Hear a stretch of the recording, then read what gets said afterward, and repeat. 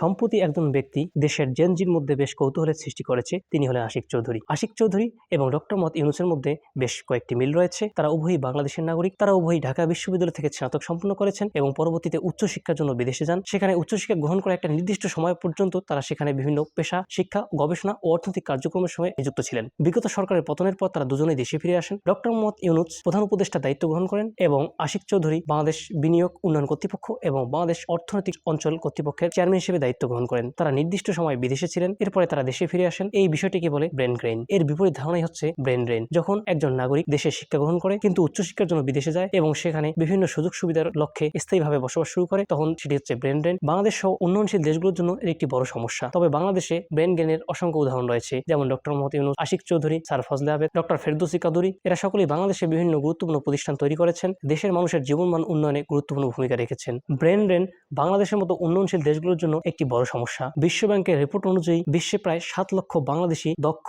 এবং জ্ঞানী মানুষ বিভিন্ন পেশাগত কাজে নিয়োজিত এবং তারা সেখানে স্থায়ী বসবাস করছে। ইউনেস্কো রিপোর্ট অনুযায়ী প্রতি বছর 50,000 শিক্ষার্থী উচ্চশিক্ষার জন্য বিদেশে গমন করছে। এর একটা ব্যাপক অংশ তারা সেখানে অবস্থান করে এবং ক্ষুদ্র অংশ দেশে ফিরে আসে। একটি দেশের মানুষ এবং শিক্ষার্থী, বুদ্ধিজীবী, জ্ঞানীগুণী, চিকিৎসক, ইঞ্জিনিয়ার বিভিন্ন কারণে উন্নত দেশে নিজেদের ক্যারিয়ার হিসেবে নির্বাচন করে। এর কয়েকটি গুরুত্বপূর্ণ কারণ হচ্ছে দেশে যদি রাজনৈতিক অস্থিরতা থাকে, শিক্ষা এবং গবেষণার যথাযথ সুযোগ সুবিধা না থাকে, কিংবা জীবনমান অনুন্নত থাকে, বা উন্নত জীবনমানের প্রলোভনের কারণে একটি দেশের মেধাবী তরুণরা অন্য দেশে চলে যায়। এই সমস্যার সমাধানের জন্য বাংলাদেশের কর্তৃপক্ষকে এবং সরকার সহ সকল অংশীজনকে যথাযথ গুরুত্বপূর্ণ ভূমিকা রাখতে হবে। দেশের অর্থনীতিকে, দেশে বিনিয়োগকে সহজলভ্য করতে হবে। দেশের তরুণরা যেন তাদের দক্ষতা এবং যোগ্যতার যথাযথ মূল্যায়ন পায়, এই ব্যবস্থা করতে হবে। দেশের এই দক্ষ এবং তরুণ জনগোষ্ঠী যদি দেশের উন্নয়নে তাদের মনন এবং সৃজন প্রতিভা বিনিয়োগ করে, তাহলে এটি দেশের জন্য অনেক কল্যাণকর এবং মঙ্গলজনক হবে। তো সকলের জন্য শুভকামনা। ভিডিওটি ভালো লাগলে অবশ্যই লাইক, কমেন্ট এবং সাবস্ক্রাইব করবেন। পরবর্তীতে আপনারা কি বিষয়ে ভিডিও চান কমেন্টে জানাবেন।